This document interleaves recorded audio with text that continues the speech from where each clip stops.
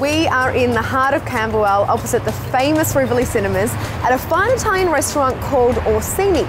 Now this place has created quite a bit of fuss, and you and I are just about to find out why.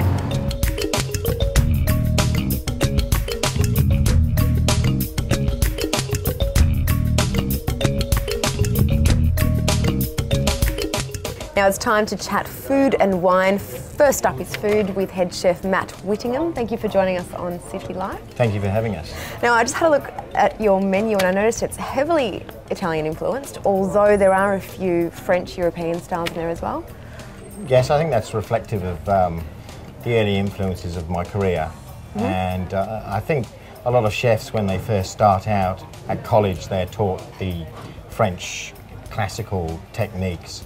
And later on in life we pick up other influences, in my case Italian.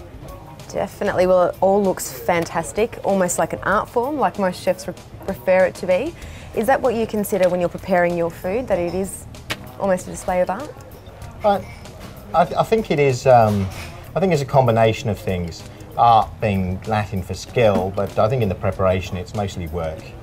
But hopefully the end product reflects the skill or the art. Well, before I start nibbling on all of this, can you please explain what you've prepared for us? Okay, well this is most people's introduction to the restaurant. This is our assaggini plate, and it's just a selection of things to titillate your palate, as it were. It's got focaccia, it's got some truffle paste, some prosciutto, some arancini balls, some seafood. This is what I would say is more of a special item entree. It's a lamb on an eggplant caviar infused with truffle oil, with a homemade focaccia, crouton and roast tomatoes. Then we move on to the main meals. Our linguine seafood is something that it's very popular here, and it contains fantastic fresh local seafood. The chicken porcini, this is probably the example of the infusion dish. It's got the Italian braised peas, but with a beurre blanc style sauce, where the French would use morels, we've used porcinis and the crispy prosciutto on top. And finally, of course, what Italian restaurant would be complete without a tiramisu?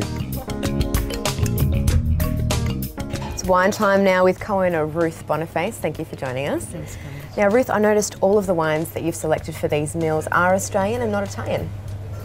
The reason for that, Colette, is that our clients appreciate and know the quality of the Australian wines.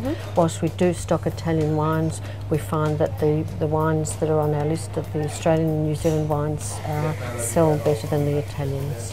For sure. Okay, well I noticed this one, the Sauv Blanc, which is quite popular for myself.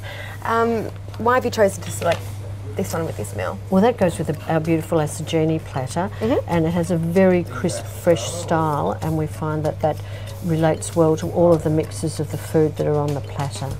Excellent. And what about this lamb dish? What have you recommended? Oh, for this skillet we've recommended the Heathcote Estate Shiraz.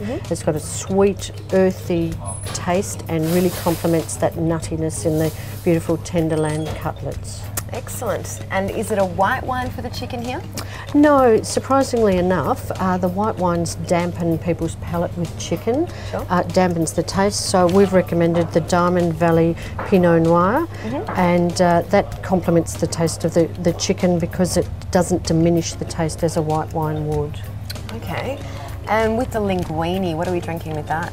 Oh, this is the beautiful Catalina Sounds from Marlborough, New Zealand. Very, very fresh, fruity flavour that complements the sauce and the variety of seafood in the linguine mixture. And finally, the famous tiramisu. What are we having with this one? Oh, it's a beautiful, very, very sweet but very smooth holic called the nectar that just allows all of the beautiful flavours of the tiramisu to glide down the throat. Thank you very much for that, Ruth, and thank you for having us here at Orsini. It's been a pleasure, Colette. Thank you.